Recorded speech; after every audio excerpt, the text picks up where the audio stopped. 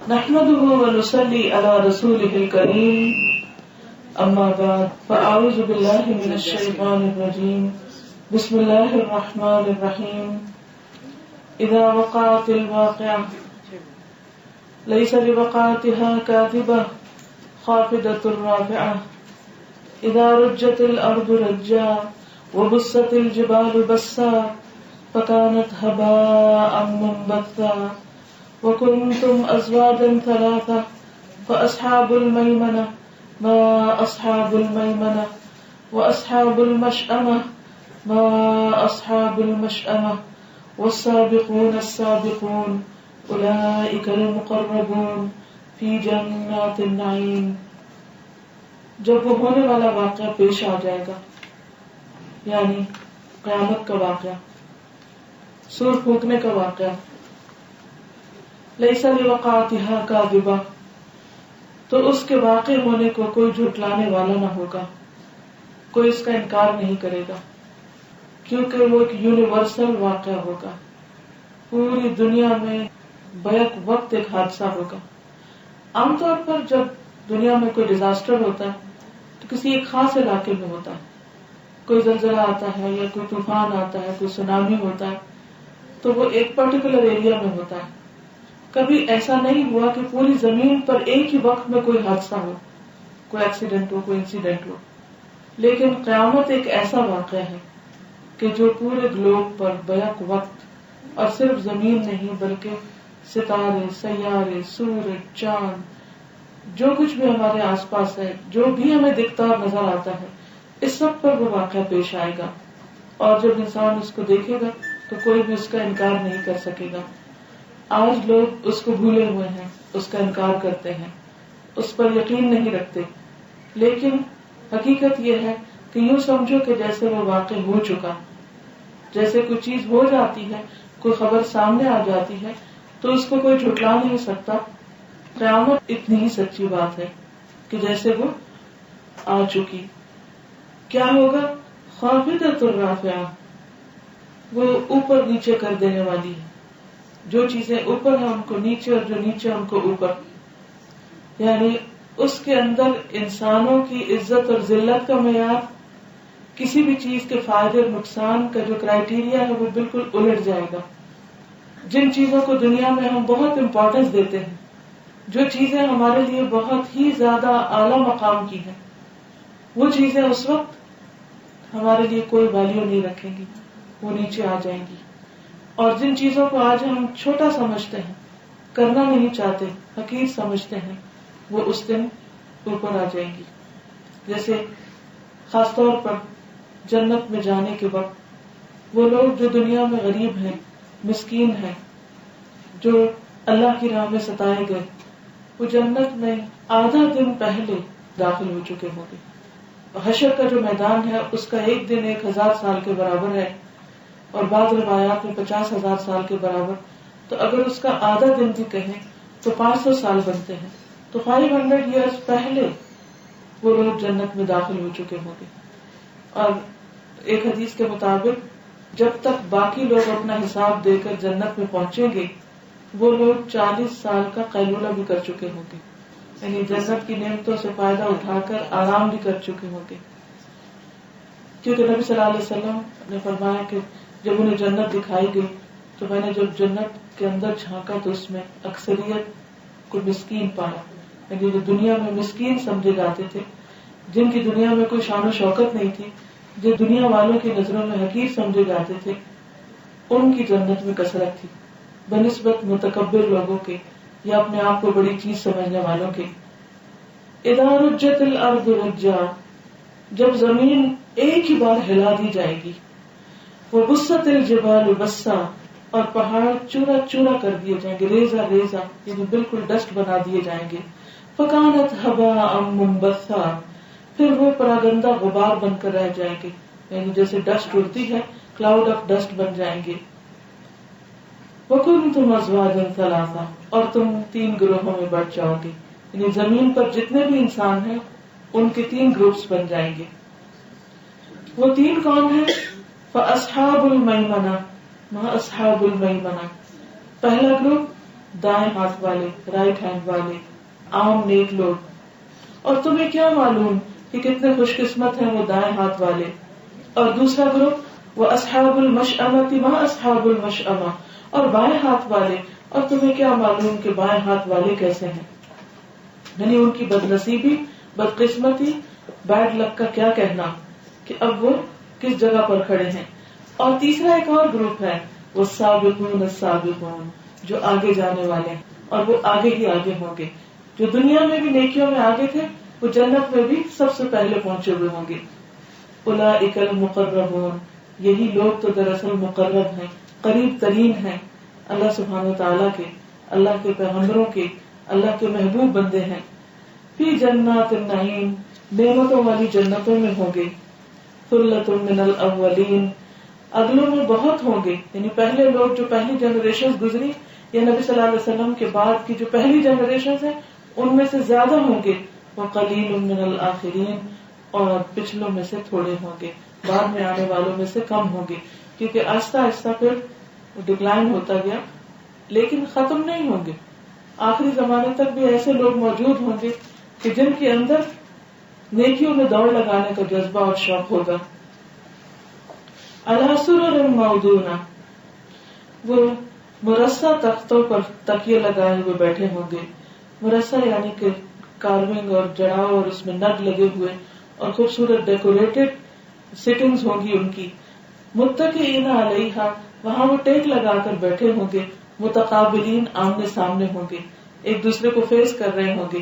کیونکہ جب انسان کسی سے خوش ہوتا ہے یا انجوائے کرتا ہے تو وہ ایک دوسرے کے قریب ہو کے بیٹھتا ہے، سامنے ہو کر بیٹھتا ہے. اور جب کوئی ناراض ہوتا ہے تو سائڈ پر یا پیچھے چلا جاتا ہے. یطوف علیہم ولدان مخلدون، ان کی مجلسوں میں ابدی لڑکے شراب پلا رہے ہوں گے جو ہمیشہ لڑکے ہی رہیں گے. یعنی جنت کے جو سرو کرنے والے ہوں گے وہ چھوٹے لڑکے ہوں گے جو بہت پھرتیلے بھی ہوں گے. جیسے ایک اور جگہ پر آتا ہے کہ وہ یوں لگے گا کہ جیسے موتی بکھیر دیے گئے. ایک حدیث میں آتا ہے کہ ایک ایک شخص کے ساتھ ہزار ہزار خادم ہوں گے اور بہت ہی ایفیشینٹ کہ جو ان کے ایک ایک اشارے پر لپک رہے ہوں گے، اور ان کا منظر بھی بہت خوبصورت ہوگا. دنیا میں تو جب بہت سارے لوگ اکٹھے ہو جاتے ہیں تو وہ بھیڑ سی بن جاتی اور انسان گھبرا اٹھتا ہے، لیکن وہاں پر انسان کے آس پاس جو لوگ ہوں گے ان کو دیکھ کر بھی اس کا دل خوش ہوگا. بِأَكْوَابٍ وَأَبَارِيقَ، جو پیالے اور جگز، وَكَأْسٍ مِّن مَّعِينٍ، اور بہتی شراب کے چشمے سے وہ شراب لے رہے ہوں گے. یعنی کسی بوٹل میں بند نہیں ہوگی یا تھوڑی سی نہیں ہوگی بلکہ کھلے عام اویلیبل ہوگی، جاری ہوگی، چشمہ جاری ہوگا اس کا. لیکن پینے میں کیسی؟ لا یصدعون عنہا ولا ینزفون، جسے پی کے ان کا سر نہیں چکرائے گا، وہ دیوانے نہیں ہوں گے اور ان کی عقل میں فطور نہیں آئے گا، یعنی ہینگ اوور نہیں ہوگا. وفاکہۃ، اور پھل، مما یتخیرون، اس میں سے جو وہ خود چوز کریں گے، ان کی پسند کے ہوں گے. دنیا میں تو یہ ہوتا ہے جی موسم نہیں ہے، اب یہ بے موسم کا پھل ہے تو اس کا ذائقہ خراب ہو گیا یا اویلیبل نہیں، یا پھر اب تو پریزرویٹوز کے ساتھ وہ اتنے پرانے ہو جاتے ہیں، اور یا پھر یہ کہ ان کے اندر ان کی گروتھ کے لیے، ان کے کلر کے لیے جو کیمیکلز وغیرہ ڈالتے ہیں، خاص قسم کی کھاد ڈالتے ہیں تو ٹیسٹ نہیں بنتا. جب ٹیسٹ ہوتا ہے تو بعض کا شیپ اور رنگ نہیں ہوتا، لیکن وہاں پر اعلیٰ کوالٹی کے ہوں گے. وَلَحْمِ طَيْرٍ، پرندوں کے گوشت، مما یشتہون، اس میں سے جس کی وہ ڈیزائر کریں گے، جس کی وہ خواہش کریں گے، جو ان کی اپنی چوائس کا ہوگا. وحور عین، اور خوبصورت آنکھوں والی عورتیں، کامثال اللؤلؤ المکنون، جیسے چھپا کے رکھے ہوئے موتی، کیونکہ جو چیز قیمتی ہوتی، خوبصورت ہوتی، اس کو کئی تہوں میں لپیٹ کے سنبھال کے رکھا جاتا ہے. تو جنت کی عورتوں کی بھی خوبصورتی یہی بتائی گئی کہ وہ موتی کی طرح ہوگی، لیکن ایسا موتی جسے چھپایا گیا ہو، میلا نہ ہو. جزاء بما كانوا يعملون، یہ بدلہ ہے ان کی ان کوششوں کا جو وہ کرتے رہے، ان کے اعمال کا بدلہ. جنت کا سودا بہت مہنگا ہے، جنت کے لیے انسان کو محنت کرنے کی ضرورت ہے. تو یہاں سب سے پہلے سابقون کی جزا بتائی گئی. لا يسمعون فيها لغوا ولا تأثیما، اس جنت میں وہ کوئی لغو، بےہودہ بات، فضول بات، ادھر ادھر کی بات نہیں سنیں گے، اور نہ کوئی گناہ کی بات، نہ کسی کی غیبت، نہ تانا، نہ ہی کسی پہ کوئی الزام تراشی، اور نہ ہی کسی کی کوئی بے وجہ کا مذاق اڑانا. یعنی کسی کی کوئی بات کسی کو ہرٹ نہیں کرے گی، اور نہ ہی کوئی ایسی باتیں کرے گا. الا قیلا سلاما سلاما، مگر ان کی آواز اور پکار سلام سلام ہی کی ہوگی. یعنی سلام جو ہے سمبل آف سیکورٹی ہے، تو ہر طرف سے ان کو ایک سکون اور ایک امن اور اطمینان کہ جس کسی کے بھی منہ سے ایسی بات نہیں ہوگی کہ جس سے کوئی خوف زدہ ہو. دنیا میں آپ دیکھیے کہ ہم نے دنیا کو جنت بنانے کی جب کوشش کی، طرح طرح کی نعمتیں فراہم کر لی، لیکن بعض اوقات آپ کے پاس ہر نعمت ہوتی، ہر نعمت اعلیٰ درجے کی جو دنیا میں میسر ہو سکے، لیکن آپ لوگوں کی زبانوں کو بند نہیں کر سکتے. آپ اکثر اس بات سے ڈرے رہتے ہیں کہ پتہ نہیں کس وقت کون مجھے کیا کہہ دے. اسی لیے ہر ایج میں لوگوں کا خوف بہت ہوتا ہے، جو پیئر پریشر جس کو کہتے ہیں. اور بعض اوقات ساری نعمتیں اس وجہ سے ختم ہو کے رہ جاتی ہیں، ساری خوشیاں ختم ہو کے رہ جاتی ہیں کہ ایک شخص دوسرے کو ایسی بات کہہ جاتا ہے کہ جس کا زخم وہ مدتوں اپنے سینے میں لیے پھرتا ہے، جس کی کسک، جس کی درد، جس کی تکلیف، جس کے اندر کی جو بے چینی ہے اور اضطراب ہے وہ ختم نہیں ہوتا. جو ہی وہ شخص سامنے ہوتا ہے وہ پرانی سب باتیں یاد آنے لگتی. بہت پیارے پیارے رشتوں کے اندر بھی بعض اوقات ماں اور بچے کے درمیان، شوہر بیوی کے درمیان، بہن بھائیوں کے درمیان، دوستوں کے درمیان، لوگوں کے درمیان ایسی باتیں ہو جاتی ہیں کہ جس کی وجہ سے لوگوں کے دل خراب ہو جاتے ہیں، دل ٹوٹ جاتے ہیں، غم پال لیتے ہیں. اسی لیے ساری نعمتوں کی ٹاپ پر جو رکھی نعمت وہ کیا ہے کہ جنت میں کسی کی سما خراشی نہیں ہوگی، کسی کے لیے بھی کوئی سننے کو بری بات نہیں ملے گی. ہر شخص دوسرے کے لیے خوشی کی بات لے کر آئے گا. اور اس میں آپ دیکھیے کہ جب آپ کسی سے ملتے ہیں، کیونکہ حدیث میں آتا ہے کہ کچھ لوگ خیر کی کنجی ہوتے ہیں، خیر کی کیل ہوتے ہیں، وہ جہاں بھی جاتے ہیں وہ خوشیاں پھیلا کے بخیر کے آتے ہیں. ان سے لوگوں کو خیر کی بات سننے کو ملتی، ان کے زبان سے دوسروں کے لیے خیر کی دعائیں اور بھلائی نکلتی، وہ دوسروں کے لیے فائدہ مند ہوتے ہیں. اور کچھ لوگ شر کی کنجیاں ہوتے ہیں، وہ جہاں جاتے ہیں فساد پھیلا کے آتے ہیں، جہاں جاتے ہیں لڑائی جھگڑے ڈال کے آتے ہیں، جہاں جاتے ہیں دوسروں کے لیے پریشانی کا باعث بنتے ہیں. تو اس لیے جنت کی خوبصورتی اس میں ہے کہ اس میں کسی قسم کی کوئی فضول بات بھی نہیں ہوگی، اور نہ ہی وہاں کوئی گناہ کی بات ہوگی، نہ جھوٹ، نہ دھوکہ، نہ فریب، نہ غیبت، نہ چغلی، کوئی ایسی چیز نہیں کہ جس سے دوسروں کو پریشانی ہو. اسی لیے آپ دیکھیے کہ اللہ تعالیٰ نے وہ بستی جو بسائی ہے اس کی بیسک ریکوائرمنٹ یہ ہے کہ دنیا میں اس کی ٹریننگ کی جائے، اپنی زبان کو فضول باتوں سے روکا جائے، اور اپنی زبان سے ایسے تمام لفظ نکال دیے جائے، مائنس کر دیے جائیں جو دوسروں کو تکلیف دینے والے ہوں. It's just choice of words. صرف یہ ہوتا ہے کہ انسان نیگیٹو ورڈز کی بجائے پازیٹو یوز کرنا شروع کر دے. جو چیز کسی کو تکلیف دیتی ہو یا کوئی چڑھتا ہو اس بات سے، اس بات کو روک لیا جائے، اپنے تک روک لیا جائے. کیونکہ جب آپ اس کو اپنے تک روک لیتے ہیں تو وہ صرف آپ کے دل کی حد تک کچھ تکلیف دیتی، یعنی ایک بندے کو تکلیف ہوتی. لیکن جب آپ اس کو کھول دیتے ہیں تو ایسے جیسے آپ نے تیر پھینک دیا، اور وہ صرف آپ تک نہیں، وہ دوسرے کے لیے بھی تکلیف دہ بن جائے گا، اور پھر جواباً ہو سکتا ہے کہ وہ بھی حملہ کرے، اور پھر بات بڑھ جاتی، اور اس طرح بہت ساری محبتیں انسان کو بیٹھتا ہے. اس لیے جنت میں جو بسائے جائیں گے لوگ، ان کے لیے خاص طور پر یہ شرط رکھی گئی کہ ان کی زبان اچھی. آپ سے پوچھا گیا کہ سب سے زیادہ جنت میں لے جانے والی چیز کیا ہے، اور تقویٰ یعنی اللہ کا ڈر، حسن اخلاق، اچھا اخلاق. اور سب سے زیادہ جہنم میں لے جانے والی چیز انسان کی زبان اور شرمگاہ، کہ انسان ان کے اوپر کنٹرول نہیں کرتا. ایک مرتبہ صلی اللہ علیہ وسلم نے فرمایا کہ زبان سے لفظ نکلیں گے اس پر بھی پوچھ ہوگی، یا ان کی وجہ سے بھی ان کی شامت آئے گی. تو حضرت معاذ کہنے لگے کہ اچھا جو ہم بولتے ہیں اس پر بھی پکڑا. یعنی عام طور پہ تو ہم سمجھتے ہیں کہ نیکی یا بدی کیا ہے کہ ہم کوئی اچھے اچھے کام کریں تو وہ لکھے جائیں، لیکن بولنا تو بولنا ہے، ہم کچھ بھی بول دیتے ہیں. تو آپ نے فرمایا کہ معاذ تمہاری ماں تمہیں روئے. پیار سے ان کو ڈانٹا کہ کیا لوگوں کو جہنم میں ان کی زبان کی کھیتیوں کے علاوہ بھی کوئی چیز لے جائے گی، کہ جیسے کھیت اگایا جاتا ہے نا، ایسے باغ میں گارڈن لگایا جاتا ہے، تو اسی طرح زبان سے نکلا وہ ہر لفظ ایک لفظ نہیں ہوتا، وہ ایک سیڈ کی طرح ہوتا ہے. بالکل. اور وہ پھر جب وہ کسی کے دل پہ جا کے لگتا ہے، یہاں وہاں خوشیوں کے پھول اگتے ہیں یا وہاں کانٹے بکھر جاتے ہیں، یا وہ اس کو جا کے ایسا ہٹ کرتا ہے کہ توڑ کے رکھ دیتا ہے. اور پھر بعض اوقات سامنے اور بعض اوقات پیچھے. یہ جو پیچھے کی باتیں ہوتی ہیں یہ بھی وہ وہاں نہیں رہتی جہاں کی جاتی، وہ ٹریول کرتی کرتی ساتھ ان سے کچھ اور مل جاتا، وہ کہاں سے کہاں پہنچ جاتی. تو اس لیے زبان سے نکلی ہوئی باتوں کو ہارویسٹ سے تشبیہ دی کہ جس طرح یعنی کہ بظاہر تو لفظ منہ سے نکلتا ہے تو کوئی اس کا وجود نہیں ہوتا، لیکن اپنے اثر کے اعتبار سے وہ لوگوں کے دلوں، ان کے مزاج، ان کے اخلاق، ان کی آخرت پر اثر ڈالتا ہے. پھر اصحاب الیمین کے بارے میں فرمایا، وہ اصحاب الیمین اور دائیں بازو والے عام نیک لوگ، صالح لوگ. یہ پہلے تو ہائی کلاس کی بات کی تھی، ایلیٹ کی بات کی گئی، جو جنت کی ایلیٹ ہوگی، سب سے آگے ہوگی، ان کو کیا ملے گا.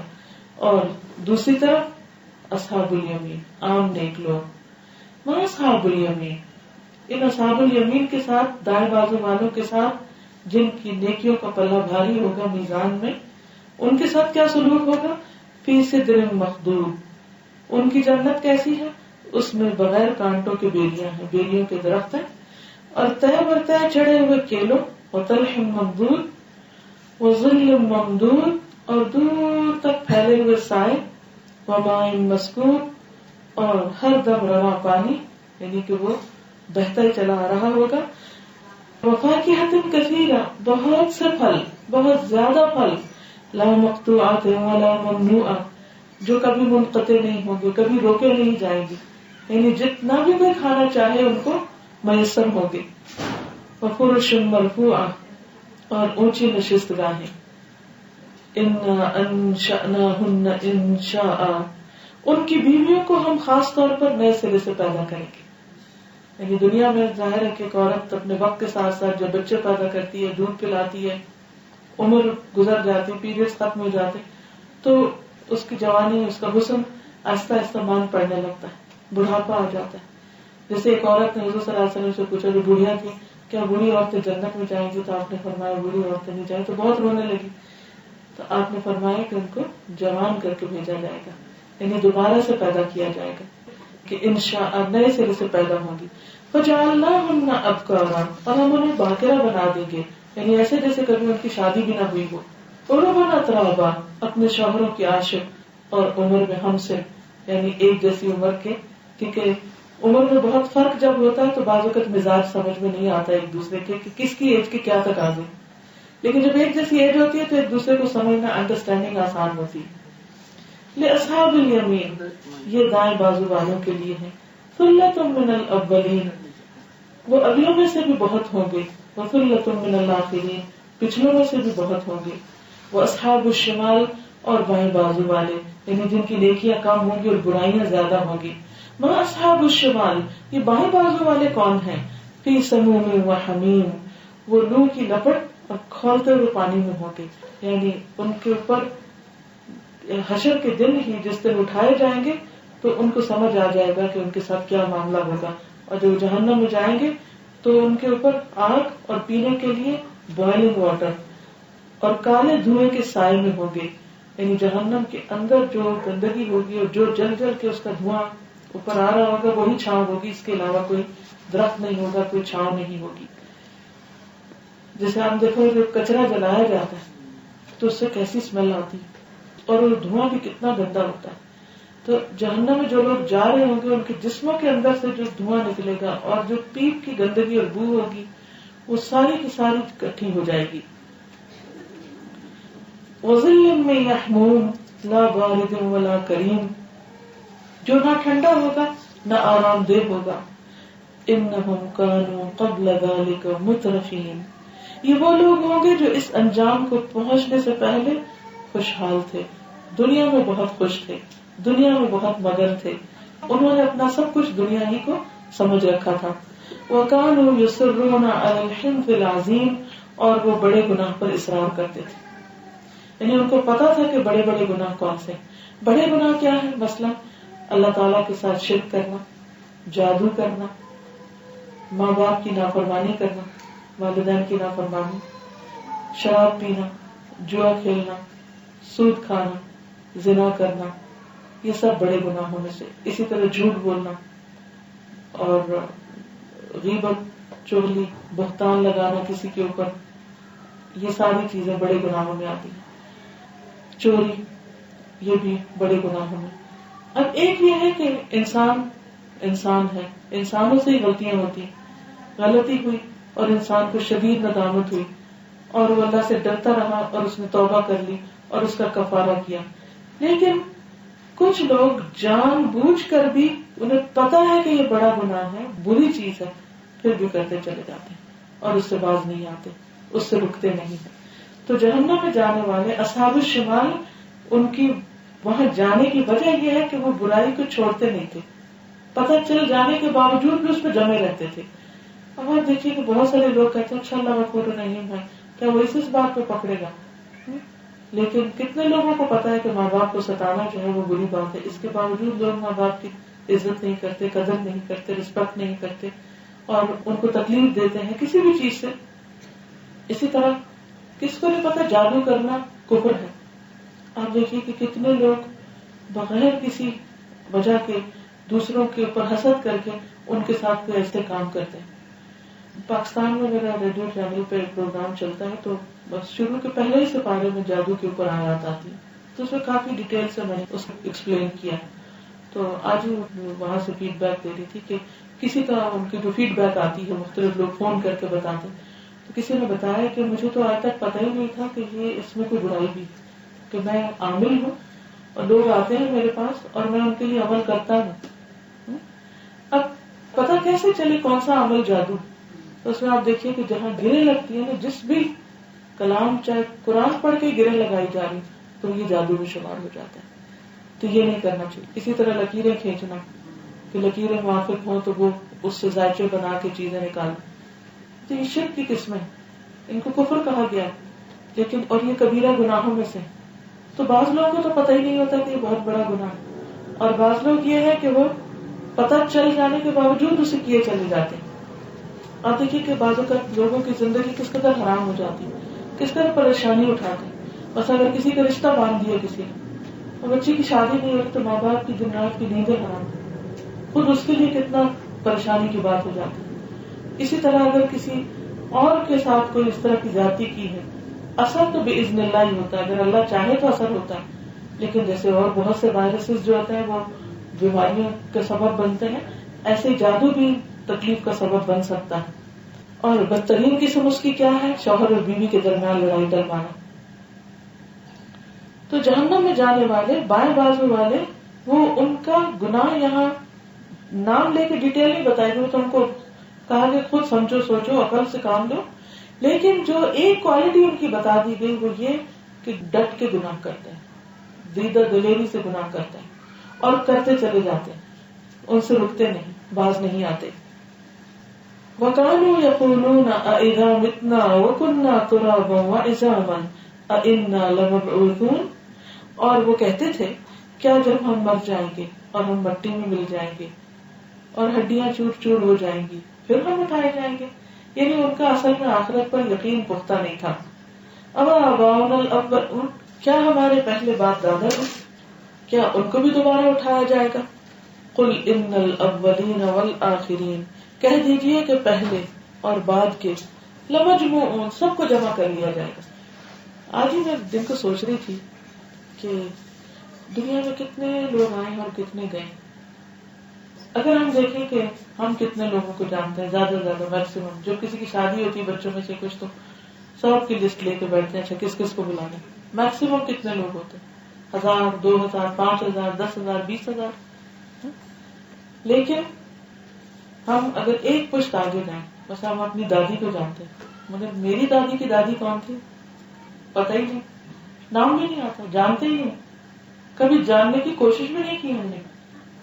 لیکن قیامت کے دن ساری نسلیں ہی کھڑی ہوں گی، سب کے سب ایک جگہ پر اکٹھے ہوں گے.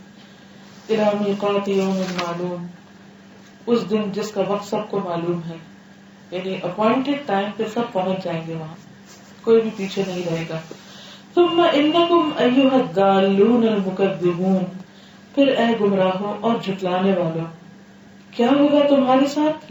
لآکلون من شجر من زقوم، کہ تم زقوم کے درخت سے کھانے والے ہو. فمالئون منها البطون، پھر تم اس سے پیٹ بھرنے والے ہو. زقوم انتہائی کڑوا درخت ہے، کڑوا پودا ہے، کڑوی سبزی کہہ لیجیے. کریلے کبھی بنانے ہو تو کتنا ان کو طریقے نکالتے ہیں کہ اس کی کڑواہٹ ختم ہو جائے، لیکن وہ ایسا ہوگا کہ بس انسان کو جلا کے رکھ دے گا. لیکن اس کے ساتھ بھوک اتنی ہوگی کہ لوگ اس کو بھی کھا جائیں، انتہائی بد مزہ غذا، وہ بھی کھا جائیں گے. فشاربون علیہ من الحمیم، پھر اس پر ابلتا پانی پیئیں گے کیونکہ وہ ٹھنڈا پانی تو ہوگا ہی نہیں. فشاربون شرب الہیم، پھر پیاسے اونٹ کی طرح پی جائیں گے اس کو. یعنی اتنی گرمی اور اتنی آگ اور اتنی شدت کی تکلیف ہوگی کہ اسی کو ہی پینا ہوگا، اور اس کے علاوہ کوئی دوسرا ڈرنک وہاں نہیں ہوگا جو ان کو ٹھنڈک دے. ھذا نزلھم یوم الدین، یہ ان کا بدلہ ہے جزا سزا کے دن، یعنی قیامت کے دن ان کو یہ بدلہ ملے گا. نحن خلقناکم فلولا تصدقون، ہم نے تم کو پیدا کیا ہے، تم تصدیق کیوں نہیں کرتے، اس کو سچ کیوں نہیں مانتے کہ ہم تمہارے رب ہیں، خالق ہیں.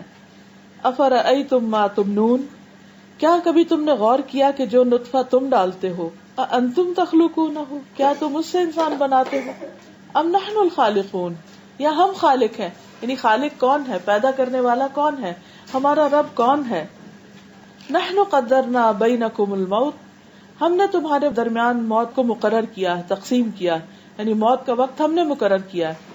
عام طور پر ایسا ہوتا ہے کہ جب کوئی فوت ہو جاتا ہے اور اگر جوانی میں کوئی فوت ہو جائے یا اچانک فوت ہو جائے تو لوگ اس کو قبول نہیں کرتے، ایکسپٹ نہیں کرتے، اور دوسرے لوگ بے وجہ کی تعویلیں کرتے رہتے ہیں، یہ ہو گیا وہ ہو گیا.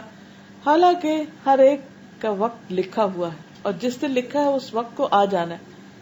کیونکہ ہم نے سوچا نہیں ہوتا جانے کا تو ہم یقین بھی نہیں کرتے پھر کہ چلے گئے.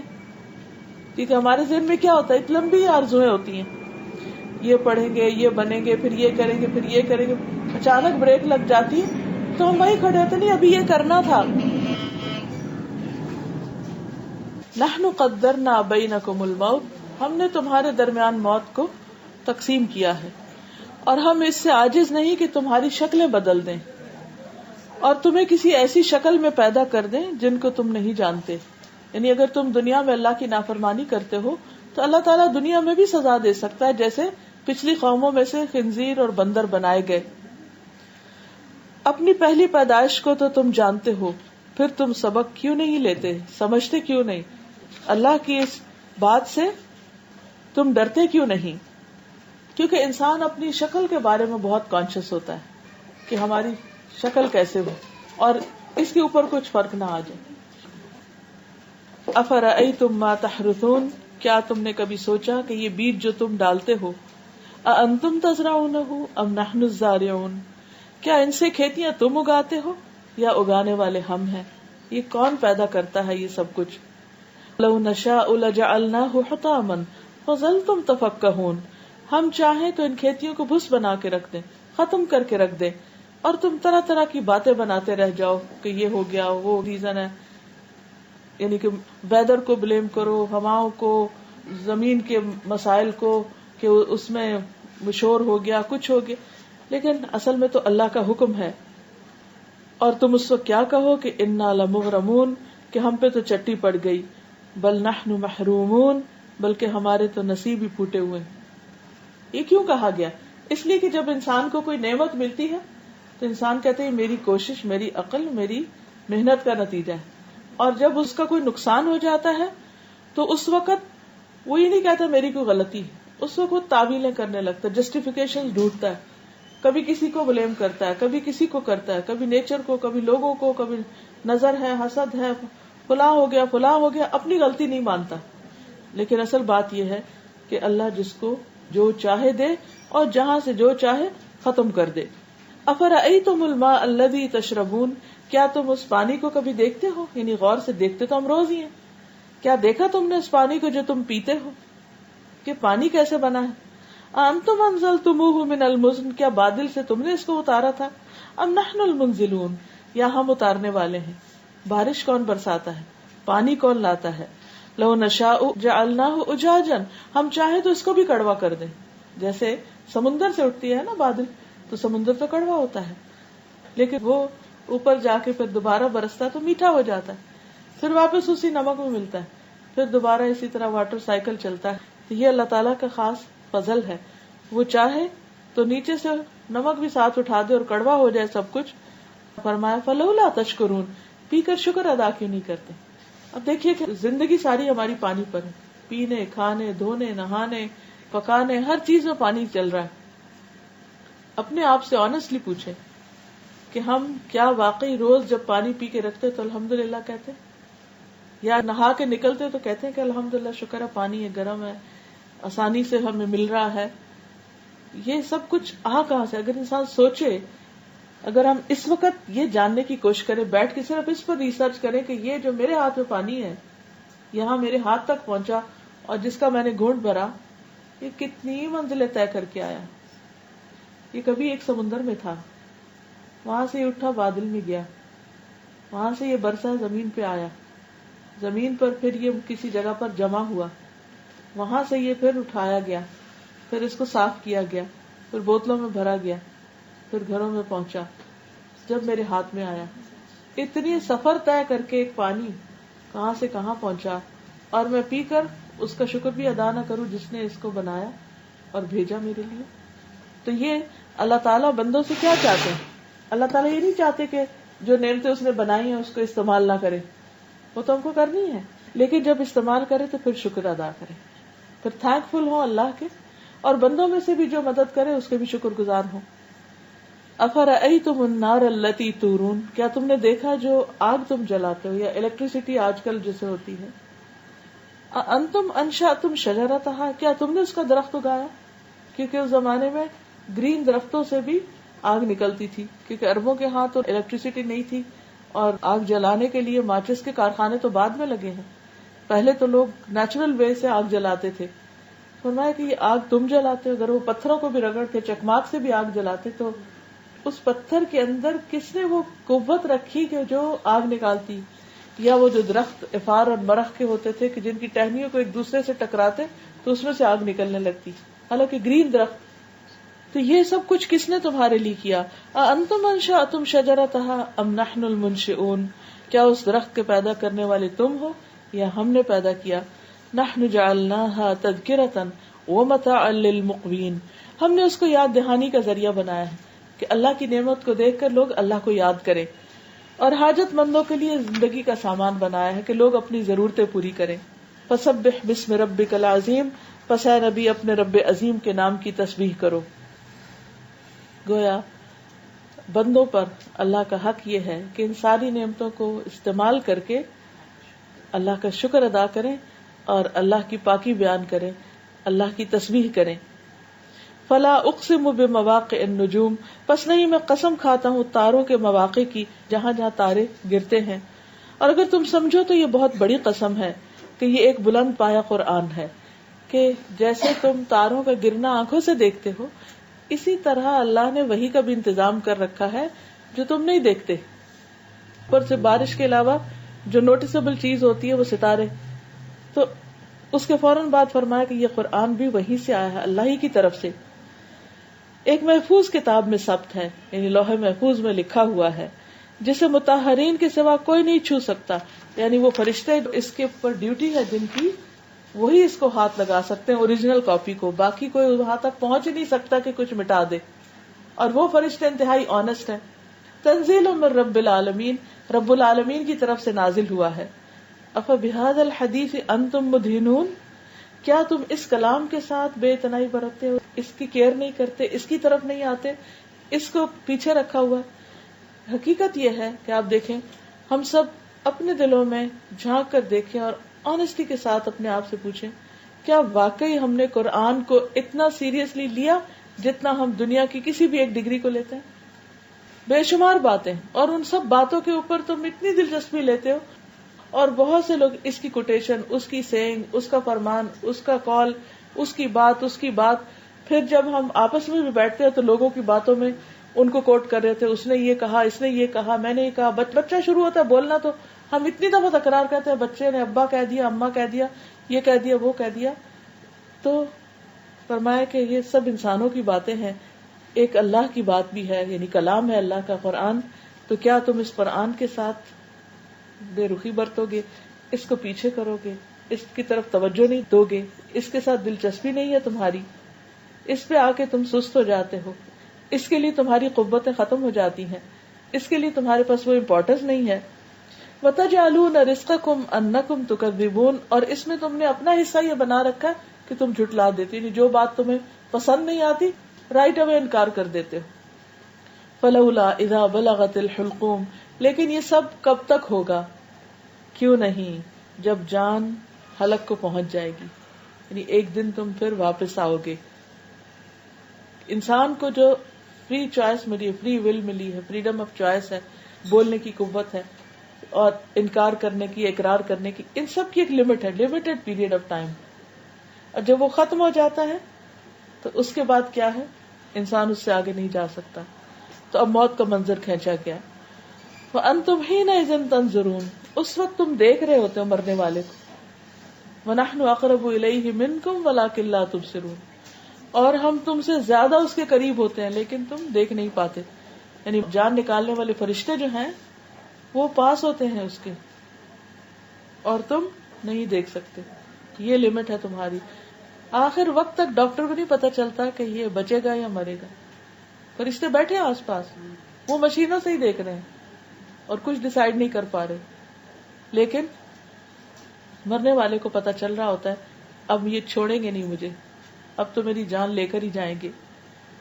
فَلَوْلَا إِن كُنتُمْ غَيْرَ مَدِينِينَ، پھر اگر تم کسی کے محکوم نہیں ہو، یعنی تم اپنے آپ کو کسی کے انڈر نہیں سمجھتے، آزاد زندگی بسر کر رہے ہو، ترجعونہا، تو اس مرنے والے کو واپس لاؤ. یہ ایک چیلنج کر رہے ہیں اللہ تعالیٰ کہ اگر تم سمجھتے ہو کہ کوئی تمہیں کچھ نہیں کہہ سکتا اور تمہیں کسی کی بات نہیں ماننی اور تمہیں وہ نہیں کرنا جو قرآن کہتا ہے یا اللہ تعالیٰ فرماتے ہیں، تو پھر تم تجربہ کرو. کیونکہ ہوتا کیا، اللہ کی بات کون نہیں مانتا جو ایروگینٹ ہوتا ہے. اللہ کے کلام کو کون نہیں مانتا جس کے اندر تکبر ہوتا ہے، جو اپنے آپ کو بہت عقل مند سمجھتا ہے، جو اپنے آپ کو ابو قرآن سمجھتا ہے. ناٹ ان سینس کہ زبان سے کہے کہ میں اس سے زیادہ، لیکن قرآن کی باتوں کو چھوٹا سمجھ کے اور 1400 سال پرانی چیز سمجھ کے اس کو پیچھے کر دیتا ہے. تو اللہ تعالیٰ کہتے ہیں کہ اگر تم واقعی بہت بڑی چیز ہو تو مرنے والے کو واپس کر کے دکھاؤ. کیونکہ بہت سی بیماریوں پر قابو پایا جا سکا لیکن موت پہ کوئی بھی کنٹرول نہیں. کہ اگر تم واقعی بڑی چیز ہو، کیونکہ زندگی اللہ دیتا ہے، موت بھی اللہ دیتا ہے، بھلا اللہ سے یہ اختیار چھین کے تو دکھاؤ کہ وہ مار رہا ہے اور تم کو نہیں، میں مرنے نہیں دوں گا. نہیں، اگر اس نے نہیں زندگی دینی تو تم اس کو زندہ نہیں رکھ سکتے. یہاں انسان کی بے بسی بتائی گئی ہے کہ انسان کی لمٹس کیا ہے، کہاں تک ہے اس کی پاور کی لمٹ، کہاں تک ہے اس کے اکڑنے کی لمٹ، کہاں تک ہے اس کے انکار کی لمٹ. اس کے بعد تو اس کو سرنڈر کرنا ہی کرنا ہے. اب تینوں گروہوں کا انجام بھی بتا دیا گیا، شروع میں بھی بتایا، آخر میں پھر. فَأَمَّا إِن كَانَ مِنَ الْمُقَرَّبِينَ، پھر اگر وہ مقربین میں سے ہے، سابقون السابقون میں سے ہے، آگے جانے والوں میں سے، فَرَوْحٌ وَرَيْحَانٌ وَجَنَّتُ نَعِيمٍ، تو اس کے لیے راحت ہے اور عمدہ رزق ہے اور نعمت بھری جنت ہے. ریحان کا ایک معنی پھول بھی کیا جاتا ہے کہ جب مرنے والا مر رہا ہوتا ہے تو فرشتے جو کفن لے کر آتے ہیں تو خوشبودار ہوتا ہے، یعنی ماحول کے اندر بھی ایک خوشبو ہوتی، ایک خوشی ہوتی. اور پھر اس کو لے جاتے ہیں جنت کے باغوں میں، کیونکہ قبر میں جب دفناتے ہیں تو قبر یا جہنم کے ٹکڑوں میں سے ایک ٹکڑا یا جنت کے ٹکڑوں میں سے ایک ٹکڑا ہو جاتا ہے. وَأَمَّا إِن كَانَ مِنْ أَصْحَابِ الْيَمِينَ، پھر اگر وہ دائیں ہاتھ والوں میں سے ہوتا ہے، فَسَلَامٌ لَكَ، تو وہاں پھول نہیں آتے، خوشبو نہیں آتی، بس سلام آتا ہے کہ سلامتی ہو، تم پر بچ گئے ہو. وَأَمَّا إِن كَانَ مِنَ الْمُكَذِّبِينَ الضَّالِّينَ، اور اگر وہ جھٹلانے والے گمراہ لوگوں میں سے ہو تو پھر معاملہ بالکل مختلف. فَنُزُلٌ مِّنْ حَمِيمٍ، تو اس کی توازو کھولتے ہوئے پانی سے کی جاتی ہے. وَتَصْلِيَةُ جَحِيمٍ، اور جہنم میں جھونکا جاتا ہے. إِنَّ هَذَا لَهُوَ حَقُّ الْيَقِينِ، یہ بالکل یقینی سچی بات ہے، حق ہے. فسبح باسم ربک العظیم، پس اے نبی صلی اللہ علیہ وسلم اپنے رب عظیم کے نام کی تسبیح کرو، یعنی سبحان ربی العظیم کہا کرو، کیونکہ اصل بات یہ ہے کہ بندہ اپنے رب کی عظمت کو پہچانے، اس کی بڑائی کو مانے، اپنے آپ کو بندہ سمجھے، سروینٹ آف اللہ، اور سمجھے کہ کسی بھی بندے کی جتنی اس کے اندر عاجزی زیادہ ہوگی، بندوں کے لیے بھی اور اللہ کے لیے، اللہ کے ہاں اس کا گریڈ اتنا ہی اونچا ہوتا جائے گا. یہ ایک عجیب بات ہے نا. اس کے باوجود ہم اکڑنا اور بڑا بن کے رہنا پسند کرتے، جبکہ جو ہمبلنس ہے اور اللہ کے آگے جو جھکنا ہے، سجدہ کرنا ہے، ناک زمین پہ لگانا ہے، پیٹھ چکانا ہے، سب کچھ یہ دراصل انسان کے رتبے ایلیویٹ کرتے جاتے ہیں. یعنی اگر آپ اونچے ہوں گے تو آپ کا گریڈ نیچے ہوتا جائے گا، اور اگر آپ نیچے ہوتے ہیں تو گریڈ اوپر ہو جائے گا. تو یہ یہاں پر اللہ کی تسبیح بیان کرنے کے لیے کہا گیا ہے کہ جب انسان ایسی کوئی بات سنے تو سبحان اللہ پڑھے، کیونکہ سب کچھ بنانے والا وہ اور سب کا انجام بھی اسی کی طرف. اس لیے انسان کبھی بھی اس سوچ اور اس خیال سے غافل ہو کے، اس کو بھول کے اپنی زندگی نہ گزارے. یہ دراصل ایک ریمائنڈر تھا میرے اپنے لیے بھی اور آپ سب کے لیے بھی، کیونکہ ہر انسان کے اندر خیر ہے لیکن ہمارے اندر شر بھی ہوتا ہے. فَأَلْهَمَهَا فُجُورَهَا وَتَقْوَاهَا. اگر ہم ایسے ماحول میں رہیں گے، ایسے چیز پڑھتے رہیں گے، کرتے رہیں گے کہ جس سے ہمارا خیر بڑھے، جیسے قرآن کی مجلس میں تو یا قرآن پڑھتے تو خیر پھوٹنے لگتا ہے انسان کے اندر سے، تو وہ اس کی خوش قسمتی کی علامت ہے. اور اگر برے ماحول میں رہیں گے، بری کمپنی میں ہوں گے، دنیا ہی کی باتیں کرتے رہیں گے، تو وہ جو دوسرا طرف ہے وہ بڑی ہونے لگتی. تب جب ایک لمٹ ہے نا، ایک بڑا ہوگا تو دوسرا خود ہی چھوٹا ہو جائے گا. لیکن اگر شر زیادہ ہونے لگا تو نیکی سکڑ کے رہ جائے گی. اب ہم سب کو خود فیصلہ کرنا ہے کہ ہم نے اپنی کس چیز کو زیادہ آگے لے کے جانا ہے. اور اس کے لیے یہاں اتنا کلیئرلی بتا دیا گیا کہ نیک لوگ دو طرح کے ہیں، ایک ہے ٹاپ کلاس لوگ اور ایک ہے لوور لیول پہ.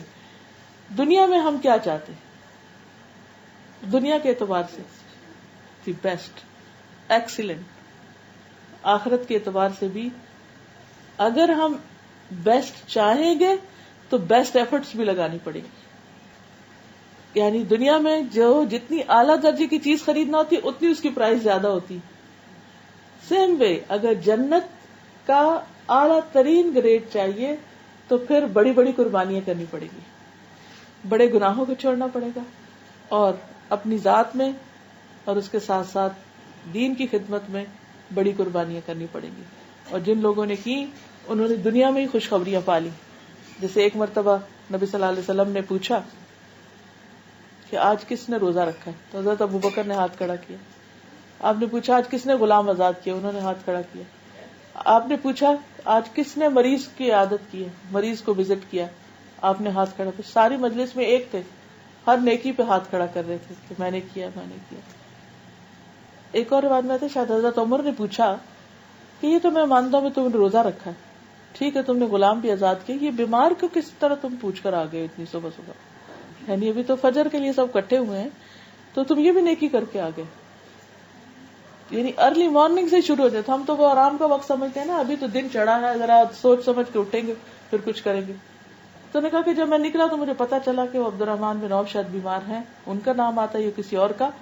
تو میں نے کہا کہ مسجد سے پہلے جاتے ہوئے ان کا حال پوچھتا ہوا چلا جاؤں. کہ جس نے کام کرنا ہوتا ہے وہ سستی نہیں کرتا، کیونکہ کل نہیں پتا کہ موقع چلا جائے. آج ہاتھ میں ہے، وقت ہے، زندگی ہے، صحت ہے، مال ہے، علم ہے، آج کر لو کچھ کرنا ہے. حافظہ کمزور ہو جاتا ہے، اپنی زبانی یاد کی باتیں بھول جاتی ہیں، ریفلیکسز ویک ہو جاتے ہیں. بہت سی چیزیں ہم جلدی کرنے کے عادی ہوتے، اب آپ دیکھیں چلنا بھی سلو ہو جاتا ہے.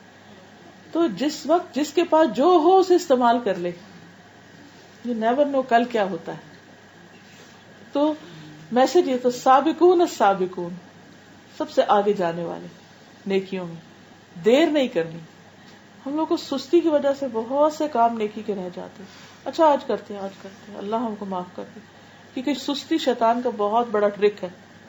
وہ ٹرک کھیلتا ہے، وہی نہیں کہتا نہ کرو، وہ کہتا اچھا ہو جائے گا نا، اتنی کیا جلدی، بعد میں کر لینا بعد میں. نماز کا وقت ہو اس میں سستی، صدقہ خیرات ہو اس میں سستی، کسی کو وزٹ کرنا ہو, کوئی بیمار ہو پوچھنا ہی ہو, کال ہی لگانی ہے کسی کا حال پوچھنے کو, اس میں سستی. تو ہم کو اس سے بچنا چاہیے. اگر ہم چاہتے ہیں سابقون وہ ٹاپ کلاس گھر کے, کہ آپ نے فرمایا کہ جیسے آسمان پہ صبح کے وقت تارا دیکھتے نا کلیئر اور وہ اونچا, ایسے ہی تمہارے درجے سے کچھ جنتیوں کے وہ گھر ہوں گے وہاں اوپر ٹاپ پہ. تو صحابہ نے پوچھا کہ وہ انبیاء کے ہوں گے اور بڑے ان لوگوں کے ہوں گے, تو آپ نے فرمایا کہ نہیں, انبیاء نہیں, وہ نیک لوگوں کے بھی ہوں گے, کہ جو یعنی کہ ایسے ہی سابقون کے جو نیکیوں میں اونچے جا رہے تھے وہ وہاں بھی ان کے گھر اونچے ہوں گے. تو وہ حضرت ابوبکر والی جو حدیث میں سنا رہی تھی اس میں یہ تھا کہ جس شخص کے یہ اعمال ایک دن میں جمع ہو جائیں اس کے لیے جنت ہے, کہ اس نے روزہ بھی رکھ لیا, اس نے صدقہ بھی کر لیا, اس نے بیمار کو بھی دیکھ لیا. اچھا ہم کیا کرتے ہیں جب روزہ رکھ لیں تو پھر کہتے ہیں آج ہمارا روزہ ہے, آج ہم کہیں جا نہیں سکتے, کل جائیں گے. یعنی کسی ایک دن میں ایک ہی کام کر کے ہم خوش ہو جاتے ہیں کہ بہت کچھ کر لیا, لیکن آگے جانے والے تو اور حریص ہوتے ہیں کہ سب کچھ ایک ہی دن میں اکٹھا کر لیں. چند ایک حدیثیں میں نے جنت کے موضوع پر جمع کی تھی, اس میں سے میں کچھ ایک آپ کے ساتھ شیئر کروں گی. جنت کا جو راستہ ہے اس میں سچ بولنا جو ہے وہ جنت کی طرف لے جاتا ہے. سچ چاہے ویسے بولا جائے یا سچا وعدہ ہو, نبی صلی اللہ علیہ وسلم نے فرمایا سچ بولنا نیکی ہے, نیکی جنت کا راستہ دکھاتی, اور بندہ سچ بولنے کی کوشش میں لگا رہتا ہے کہ میں اپنی زبان سے کوئی غلط بات نہیں کروں گا, یہاں تک کہ اللہ کے یہاں سچا لکھ دیا جاتا ہے کہ یہ بہت سچا انسان ہے. اب دیکھیں دنیا میں بھی پہچان ہو جاتی ہے نا کہ یہ کبھی غلط بیانی نہیں کرے گا, یہ دھوکہ نہیں دے گا, یہ ہیر پھیر نہیں کرے گا, یہ بہت کھرا انسان ہے, آنےسٹ ہے, سچا ہے. تو اللہ کے یہاں بھی اس کا اس گروپ میں نام آ جاتا ہے. اب دیکھیے کہ ہم دنیا میں بازو کرتے ہوتے ہیں نا کہ اچھا فلاں میں ہمارا نام آ جائے, تو اس وقت کیا ایکسائٹمنٹ ہوتی ہے, کتنی خوشی ہوتی ہے کہ جب ہم اپنے پسندیدہ کلاس یا لوگ یا کمپنی یا جو بھی ہم کرنا چاہیں وہاں ہم پہنچ جائیں. اور جھوٹ برائی ہے, برائی دوزخ کا راستہ دکھاتی ہے, بندہ جھوٹ بولنے میں لگا رہتا ہے یہاں تک کہ جھوٹا لکھ دیا جاتا ہے. اسی طرح ایک چھوٹی سی حدیث ہے, اگر یاد رہے تو بہت فائدہ ہوگا. نبی صلی اللہ علیہ وسلم نے فرمایا جو مجھ پر درود بھیجنا بھول گیا وہ جنت کے راستے سے بھٹک گیا. درود پڑھنا جو ہے یہ اتنی بڑی نیکی ہے, اور اگر کوئی اس کا اہتمام نہیں کرتا تو وہ بھول گیا راستہ جنت کی طرف جانے کا. اب خاص طور پہ جمعے کا دن, اس دن کا درود جو ہے وہ اس لیے شاید کہا کہ اگر ہر دن یاد نہیں رہتا تو اس دن کچھ نہ کچھ اہتمام ضرور کرے. تو ویسے تو یہ کہ اگر ہم لوگ عادت ڈالیں, مثلا اگر صبح کے وقت اٹھ کے ہم کو واک کرتے ہیں, اسٹریچز کرتے ہیں یا کوئی بھی, تو باندھ لیں کہ اتنا درود روز پڑھنا ہے. یا لیٹے ہیں تو لیٹ کر اس وقت کو باندھ لیں کہ دوپہر کے لیے آرام کرنے کو لیٹے ہیں, یا ڈرائیو کر رہے ہیں, یا کوئی بھی ایک چیز, لیکن جب تک ہم باندھتے نہیں وہ ہوتا نہیں کام. کبھی تسبیح کرتے, کبھی وہ, کبھی ایک کیا, کبھی دوسرا بھول گئے. تو اس لیے بہت ضروری ہے کہ جو چیزیں جنت کی طرف لے جانے والی ہیں ان کا خاص اہتمام کیا جائے. اس میں خاص طور پر شرک سے بچنا, نبی صلی اللہ علیہ وسلم کی اطاعت کرنا. حضرت جابر کہتے ہیں کہ ہم مکہ میں 10 سال ٹھہرے, نبی صلی اللہ علیہ وسلم 10 سال ٹھہرے. ہم نے کہا اللہ کے رسول صلی اللہ علیہ وسلم کیا ہم آپ کی بیعت کریں؟ آپ نے فرمایا تم اس بات پہ بیعت کرو کہ چستی اور سستی میں میری بات سنو گے, مانو گے, تنگ دستی اور خوشحالی میں خرچ کرو گے, نیکی کا حکم دو گے, برائی سے منع کرو گے, تم اللہ کے حق میں بات کرو گے اور اس کے بارے میں ملامت کرنے والے کی ملامت سے نہیں ڈرو گے. جب میں تمہارے پاس آ جاؤں تو میری مدد کرو گے, اور جن برائیوں سے اپنے آپ کو, اپنی بیویوں اور اپنے اولاد کو بچاتے ہو مجھے بھی بچاؤ گے. اگر تم نے ایسا کیا تو تم کو جنت ملے گی. اس میں بھی کئی کاموں کا ذکر ہے. اسی طرح اللہ کی راہ میں جان دینا اور اپنی ساری زندگی اللہ کے راستے میں لگا دینا. حضرت عبداللہ بن عمر کہتے ہیں نبی صلی اللہ علیہ وسلم نے فرمایا کیا تم میری امت کی اس جماعت کو جانتے ہو جو سب سے پہلے جنت میں داخل ہوگی؟ میں نے کہا اللہ اور اس کا رسول ہی بہتر جانتے ہیں. فرمایا وہ مہاجرین کی جماعت ہے. وہ قیامت کے دن جنت کے دروازے پہ آ کے دروازے کھولنے کا مطالبہ کریں گے کہ ہمارے لیے ڈور کھول دو. دربان ان سے پوچھے گا تمہارا حساب ہو گیا؟ وہ کہیں گے کس قسم کا حساب؟ ہم مرتے دم تک اللہ کے راستے میں رہے, یعنی ساری زندگی تو ہماری اللہ کے راستے میں گزری, اللہ کے راستے میں تلواریں ہمارے کندھوں پر رہیں. وہ جو مہاجرین تھے وہاں مکہ سے مدینہ آنے والے, تو وہ دربان ان کے لیے دروازہ کھول دے گا, اور وہ عام لوگوں کے داخلے سے پہلے 40 سال قیلولہ بھی کر چکے ہوں گے. یعنی دنیا میں اگر انسان نیکی کے کاموں میں بھاگ دوڑ کرتا رہتا ہے تو جنت میں جانے کا رستہ آسان ہو جاتا ہے. عبداللہ بن عمر سے روایت ہے، نبی صلی اللہ علیہ وسلم نے فرمایا، جنت میں داخل ہونے والی سب سے پہلی جماعت فقیر مہاجروں کی ہوگی، جن کے ذریعے مکروہات سے بچا جاتا ہے. جب انہیں حکم دیا جاتا تھا تو سنتے اور اطاعت کرتے تھے. اگر ان میں سے کسی کو بادشاہ سے کوئی ضرورت پڑ جاتی تو وہ پوری نہیں کی جاتی تھی، یعنی ان کی کوئی سنتا نہیں تھا، ان کی کوئی سفارش قبول نہیں کرتا تھا، حتیٰ کہ وہ مر جاتا اور وہ خواہش اس کے سینے میں ہوتی. اللہ تعالیٰ قیامت والے دن جنت کو بلائے گا، وہ زینت، سجاوٹ، نمائش، آرائش کے ساتھ آ جائے گی. پھر اللہ تعالیٰ اعلان کرے گا، میرے وہ بندے کہاں ہیں جنہوں نے میرے راستے میں قتال کیا، ان سے قتال کیا گیا، انہیں میرے راستے میں تکلیفیں دی گئیں، انہوں نے میرے راستے میں جد و جہد کی. یعنی جو بھی موقع ہو نیکی کے کاموں میں آگے بڑھنے کا، تو ان سے کہا جائے گا، میرے بندو تم جنت میں داخل ہو جاؤ. وہ بغیر حساب کے جنت میں داخل ہو جائیں گے. یہ منظر دیکھ کر فرشتے آ کر سجدہ کریں گے، کہیں گے، اے ہمارے رب، ہم دن رات تیری تسبیح اور تقدیس بیان کرتے تھے، لیکن یہ کون لوگ ہیں جنہیں تو نے ہم پر فضیلت دی ہے؟ تو اللہ تعالیٰ فرمائے گا، یہ میرے وہ بندے ہیں جنہوں نے میرے راستے میں جہاد کیا، انہیں میرے راستے میں تکلیفیں دی گئی. سو فرشتے ہر دروازے سے داخل ہو کر کہیں گے، تم پر سلامتی ہو، صبر کے بدلے. کیا ہی اچھا بدلہ ہے اس آخرت کے گھر کا. یعنی ایک تو یہ ہے کہ اپنی ذاتی زندگی میں نماز، روزہ، عبادت وغیرہ، اور ایک یہ ہے کہ اللہ کے دین کو دوسرے بندوں تک پہنچانے کی کوششیں، اللہ کے رب ہونے پہ راضی ہو جانا. پھر 2 نمازوں کے درمیان میں لغو باتیں نہ کرنا. نبی صلی اللہ علیہ وسلم نے فرمایا، ایک نماز کے بعد دوسری نماز اس طرح پڑھنا کہ بیچ میں کوئی لغو کام نہیں کرو تو نام علیین میں لکھ لیا جائے گا. پھر سجدوں کی کثرت، جیسے ایک صحابی سے آپ نے فرمایا کہ تم کچھ مانگو مجھ سے، کیا چاہتے ہو؟ ان کی خدمت کرتے تھے تو وہ بڑے عقل مند تھے، دنیا کا کچھ نہیں مانگا، کہا جنت میں آپ کا ساتھ چاہتا ہوں. تو آپ نے فرمایا کچھ اور؟ اس نے پھر یہی مطالبہ کیا، فرمایا پھر سجدوں کی کثرت کرو، ہر سجدہ ایک درجہ بلند کرتا. پھر آپ دیکھیے کہ عمرہ، ایک عمرے سے دوسرے عمرے تک گناہوں کے لیے کفارہ ہوتا ہے، یعنی جو 2 عمروں کے بیچ میں گناہ ہو. اور حج مقبول کی جزا صرف جنت ہے. پھر صبر کا بدلہ جنت ہے. ایک عورت کو بیماری تھی مرگی کی، تو اس کو آپ نے کہا تھا کہ اگر تم صبر کرو تو تمہارے لیے جنت ہے. جس مسلمان کے 3 بچے وفات پا جائیں جو ابھی بالغ نہ ہوئے ہوں تو اللہ اپنے خاص فضل سے اس کو بھی جنت میں داخل کرے گا، کیونکہ چھوٹے بچوں سے اور طرح کی لگن ہوتی ہے. مریض کی عیادت کرنے والا جنت کے باغ میں ہوتا ہے. پھر اسی طرح نبی صلی اللہ علیہ وسلم نے فرمایا، تم مجھے 6 چیزوں کی گارنٹی دو، میں تمہیں جنت کی ضمانت دیتا ہوں. جب بات کرو تو سچ بولو، وعدہ کرو تو پورا کرو، تمہارے پاس امانت رکھی جائے تو ادا کر دو، شرمگاہوں کی حفاظت کرو، آنکھوں کو نیچے رکھو اور اپنے ہاتھوں کو روکے رکھو، یعنی ہاتھ سے کسی کو تکلیف نہ دو. پھر اسی طرح ماں کے ساتھ نیکی کرنے والے. حضرت عائشہ کہتی ہیں کہ رسول اللہ صلی اللہ علیہ وسلم نے فرمایا، میں سویا تو میں نے اپنے آپ کو جنت میں دیکھا، وہاں قرآن کریم کی تلاوت کی آواز سنائی دی. میں نے پوچھا یہ کون ہے؟ بتایا گیا کہ حارثہ بن نعمان ہے. تو رسول اللہ صلی اللہ علیہ وسلم نے فرمایا، نیک لوگ اسی طرح کے ہوتے ہیں، دراصل وہ اپنی والدہ کے ساتھ بہت اچھا سلوک کرتے تھے. تو اس بنا پر ان کو نبی صلی اللہ علیہ وسلم دنیا میں ہی جب تھے تو ان کو خواب میں جنت میں دیکھ لیا. پھر اسی طرح ثواب کی غرض سے عمل کرنے والے جو ہیں وہ جنت میں داخل ہوں گے.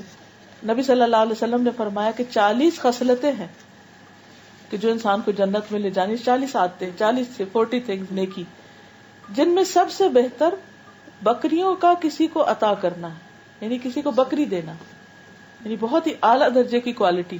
کیوں؟ کیونکہ اس سے اور بکری پیدا ہو جائے گی اس کی، اور وہ اس سے بھوکا نہیں رہے گا، اس کا ایک بزنس لگ جائے گا، اس سے وہ دودھ پیے گا. تو ایسی چیز جس کی گروتھ ہو، یہ مطلب ہے. ایک صدقہ ہوتا ہے نا، آپ نے دیا، وہ کھا لیا، ختم ہو گیا. ایک ہوتا ہے کسی کو کاروبار لگا دینا، بکری دے دے، اس سے ملٹی پلائی ہوتا رہے. تو جب تک وہ چیز ملٹی پلائی ہوگی، آپ کی نیکی بھی اتنی ہی ملٹی پلائی ہوتی جائے گی جب تک وہ باقی رہے گی. تو جو شخص ان میں سے کسی بھی ایک خصلت پر ثواب اور اللہ کے وعدے کو سچا سمجھ کے عمل کرے. ایک اور بات ہے کہ ہم ہر وقت بیچ میں رہتے ہیں، کر تو لیا، پتہ نہیں کچھ ہوگا بھی کہ نہیں، پتہ کچھ ملے گا کہ نہیں، بس وہ پتہ نہیں ٹھیک بھی ہے کہ نہیں. یہ شیطان وسوسہ ڈالتا ہے تاکہ ہم ہل جائیں اور نیکی کا کام نہ کریں. فرمایا جو ان میں سے کسی بھی اچھے کام کو یقین سے کرے گا کہ اس کا بدلہ جنت ہے تو اللہ تعالیٰ اس کو جنت میں داخل کرے گا. کہ بندہ جیسا گمان رکھتا ہے اس کے مطابق اس سے معاملہ ہوتا ہے. تو حسان کہتے ہیں کہ ہم بکری کے عطیہ کے علاوہ جن خصائل کا شمار کر سکے وہ ہیں سلام کا جواب دینا، چھینک کا جواب دینا، راستے سے تکلیف دہ چیز کو ہٹا دینا، اور ہم 15 چیزوں کو گن سکے، باقی ہم کو بھول گئی کہ کون سی تھی. پھر اسی طرح ایک شخص جو تھا وہ تنگ دستوں کو مہلت دے دیتا تھا، یعنی جن کے پاس نہیں ہوتا تھا وہ قرضہ لیتے تو ان کو معاف کر دیا کرتا تھا، تو اللہ تعالیٰ نے اس کو بھی معاف کر دیا. اسی طرح ایک شخص کو جنت میں مزے کرتے دیکھا نبی صلی اللہ علیہ وسلم نے، جس نے راستے میں ایک ایسے درخت کو کاٹا تھا جو لوگوں کو تکلیف دیتا. میں کہتی ہوں کہ ہم لوگ جو راستہ بلاک کر کے کھڑے ہو جاتے ہیں، ٹریفک کو غلط پھنسا دیتے ہیں، کیسی کیسی اذیت ہوتی. تو اگر ہم گاڑی ہی ٹھیک چلائیں اور یہ سوچ کے کہ اس سے کسی کا راستہ نہ رکے، کسی کی گاڑی بلاک نہ ہو، کسی کے گھر کے آگے نہ روک دیں، کسی غلط پارکنگ نہ کر دیں، تو یہ ساری چیزیں بھی انسان کے لیے نیکی کا سبب ہیں. کیونکہ اس زمانے میں اور طریقے تھے، آج کے دور میں تکلیف دینے کے اور طریقے ہیں. ابو برزہ کہتے ہیں ایک مرتبہ میں نے عرض کیا یا رسول اللہ صلی اللہ علیہ وسلم مجھے کوئی ایسی چیز سکھا دیں جو مجھے جنت میں لے جائے، کوئی ایسا کام بتا دیں، کیونکہ شوق تھا نا، یا جس سے مجھے کوئی فائدہ مل جائے. تو آپ نے فرمایا مسلمانوں کے رستے سے تکلیف دہ چیزیں ہٹا دو، رستہ صاف کرو. کتنی بڑی نیکی. پھر وہ کام کرنا جو نفس پہ بہت بھاری ہو، وہ جنت میں لے جاتے ہیں، جیسے سردی میں وضو کرنا اور اندھیرے میں مسجد جانا وغیرہ وغیرہ. حضرت عبداللہ بن مسعود کہتے ہیں کہ نبی صلی اللہ علیہ وسلم فرمایا کہ جس رات میں معراج پر گیا اور ابراہیم علیہ السلام سے ملاقات ہوئی تو انہوں نے کہا کہ آپ اپنی امت کو میری طرف سے سلام کہیے، حضرت ابراہیم کو جب ملے، اور انہیں بتائیے کہ جنت کی مٹی بہت پاکیزہ اور بہت عمدہ ہے، بہت ہی اچھی، اس کا پانی میٹھا ہے، لیکن جنت ایک چٹیل میدان ہے، بس ایک پلین جگہ ہے. سبحان اللہ، الحمدللہ، لا الہ الا اللہ، اللہ اکبر کہنا، وہاں درخت لگانا ہے. لا حول ولا قوت الا باللہ جنت کا خزانہ ہے. یعنی آپ یوں سمجھو کہ جتنی دفعہ لا حول ولا قوت الا باللہ پڑھیں گے اتنا خزانہ بھرتا جائے گا، بھرتا جائے گا، بھرتا جائے گا. یعنی ایسے سمجھے کہ جیسے ہر دفعہ آپ نے اپنے بینک میں جا کے کچھ جمع کرا دیا، ہر روز ٹرانزیکشن. حالانکہ کیا مشکل ہے. اور دنیا میں بھی غم سے نجات ہوتی ہے انسان کو جب لا حول ولا قوت الا باللہ پڑھتا ہے. کم از کم 10 دفعہ کی عادت ڈال لیں. پھر اسی طرح یہ کہ جب بھی انسان جنت کی دعا کرے تو جنت الفردوس مانگے، جنت کا اعلیٰ ترین درجہ مانگے. اور پھر اسی طرح جنت میں جو سب سے پہلے لوگ داخل ہوں گے ان کے چہرے چاند کی طرح روشن ہوں گے، جیسے 14ویں کا چاند ہوتا ہے. اور جو دوسرے درجے پہ داخل ہوں گے ان کے چہرے سب سے زیادہ چمکدار ستارے کی طرح ہوں گے، یعنی سلور، ایک کی چمک سلور ہوگی، ایک کی گولڈن. اور پھر اگر اہل جنت میں سے کوئی دنیا میں جھانکے اور اس کے صرف کنگن ظاہر ہو جائے تو سورج کی روشنی اتنی کمزور ہو جائے گی جیسے سورج نکلنے پہ ستاروں کی روشنی چلی جاتی ہے، اتنا زبردست اس کا زیور ہوگا. پھر ان کا حلیہ بہت زبردست ہوگا. 30 سال کی عمر کے لوگ ہوں گے، جوان. پھر اسی طرح کوئی بوڑھا نہیں ہوگا، کوئی بیمار نہیں ہوگا، کسی پہ کوئی تکلیف نہیں ہوگی. نبی صلی اللہ علیہ وسلم نے فرمایا بے شک جنت میں ایسے کمرے ہیں کہ اس کے باہر والے حصے کو اس کے اندر سے دیکھ سکیں گے، یعنی جیسے گلاس ہوتا ہے، اور اس کے اندر والے حصے کو باہر سے دیکھ سکیں گے، ٹرانسپیرنٹ. اللہ تعالیٰ نے انہیں ایسے انسان کے لیے تیار کیا ہے جو لوگوں کو کھانا کھلائے، سلام کو عام کرے اور رات کو نماز ادا کرے جب لوگ سو رہے ہوں. پھر اسی طرح رسول اللہ صلی اللہ علیہ وسلم سے جنت کے بارے میں پوچھا گیا. آپ نے فرمایا جو جنت میں داخل ہوگا اس کو موت نہیں آئے گی، اس میں مزے کرے گا، کبھی محروم نہیں ہوگا، اس کے کپڑے پرانے نہ ہوں گے، اس کی جوانی ختم نہ ہوگی. آپ سے پوچھا گیا جنت کس چیز سے بنی ہے؟ فرمایا ایک اینٹ سونے کی، ایک اینٹ چاندی کی، اس کا سیمنٹ کستوری ہے، مسک، اور اس کی مٹی زعفران، اس کے سنگریزے موتی اور یاقوت ہے. اب آپ دیکھیں کہ دنیا میں ایسے گھر کہاں. پھر جنت کے خیمے، پھر جنت کے بالا خانے، ستارے سے تشبیہ دی. صرف ایک کوڑا رکھنے کی جگہ دنیا و مافیہا سے بہتر ہے. نبی صلی اللہ علیہ وسلم کے پاس ایک کپڑا ہدیے میں آیا تو ریشم کا تھا، تو صحابہ نے اس کو ہاتھ لگایا تو ان کو بہت اچھی فیلنگ آئی. تو جب آپ نے دیکھا کہ وہ اس سے خوش ہو رہے ہیں، حیران ہو رہے ہیں، تو آپ نے فرمایا جنت میں سعد بن معاذ کے رومال اس سے بھی اچھے، یعنی تم اس کپڑے کو دیکھ کے خوش ہو رہے اس سے بھی اچھے. پھر اسی طرح جنت والے کھائیں پیئیں گے، لیکن جنت میں ان کو کوئی بری سیکریشن نہیں ہوگی. کھانا جو ہے وہ صرف ایک ڈکار کی شکل میں سارا تحلیل ہو جائے گا، اور اس سے بھی بیڈ اسمیل نہیں آئے گی، مس کی خوشبو ہوگی، اور تسبیح ان کے سانس کے ساتھ خود ہی جاری ہوتی جائے گی. پھر جنت کی نہروں کا ذکر ہے، دودھ کی نہریں، شہد کی نہریں، پانی کی، 4 قسم کی نہروں کا ذکر آتا ہے. جنت میں جو دودھ ہوگا وہ نہایت سفید اور شہد سے میٹھا ہوگا اور ٹھنڈا. پھر جنت کی نہریں مشک کے ٹیلوں یا پہاڑوں کے نیچے سے نکلیں گی. جنت میں ایک درخت ہوگا کہ سوار 100 سال بھی چلتا رہے تو سایہ ختم نہیں ہوگا. جنت کے ہر درخت کا تنا سونے کا ہے، سٹیم جو ہے.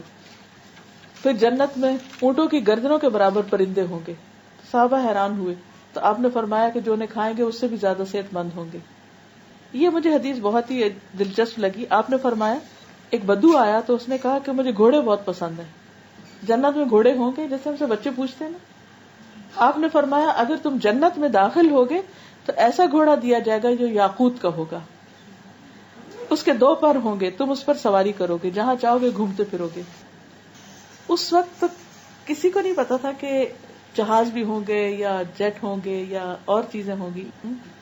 تو اب آپ دیکھیے کہ جیسے بڑے سے بڑے پلین بھی ہیں، چھوٹے بھی ہیں، مگر پھر لوہے شوہے سے بنتے ہیں، تو وہ یاقوت کا بنا ہوا ہوگا. کیا خوبصورتی اس کی. اور اس کے 2 پر ہوں گے، اور تم جدھر چاہو گے جنت میں گھوم پھر کے آ جاؤ گے، یعنی کوئی ٹریفک کا پرابلم نہیں ہوگا. جمعے کے دن کا خاص نظارہ ہوگا جنت میں. اس دن لوگ ایک بازار میں جائیں گے جس میں مسک کے ٹیلے ہوں گے، اور اس میں ہوا چلے گی تو وہ خوشبو ساتھ اڑ کے ان کے کپڑوں کو لگا دے گی، اور وہ پہلے سے زیادہ خوبصورت ہوں گے. جب وہ اپنے گھر والوں کے پاس جائیں گے تو وہ کہیں گے کہ آپ تو پہلے سے بھی زیادہ خوبصورت ہو کر آئے. اب دیکھیے کہ ہم تو دنیا میں بازار سے ہو کر آئے تو لازماً آ کے چینج کرنا پڑتا ہے، زیادہ ہی بو آنے لگتی پسینے کی اور دھوئیں کی اور مٹی کی. لیکن وہاں ان کا حسن اور بڑھ جائے گا. لیکن وہ اپنے گھر والوں کو اپریشیٹ کریں گے کہ ہمارے پیچھے تم بھی بہت زیادہ خوبصورت ہوگے. جنت میں ہر دم خوبصورتی بڑھتی رہے گی، اور جہنم میں ہر دم عذاب بڑھتا رہے گا. فذوقوا فلن نزیدکم الا عذابا. اور یہاں ہر دم خوبصورتی، اور پھر یہ کہ کبھی موت نہیں ہوگی، ہمیشہ ہمیشہ وہاں رہنا ہوگا. لیکن اس کے لیے جو کرنے کے کام بتائے گئے ہیں وہ کرنا ضروری ہے. اللہ تعالی ہمیں عمل کی توفیق عطا فرمائے. وآخر دعوانا ان الحمد للہ رب العالمین.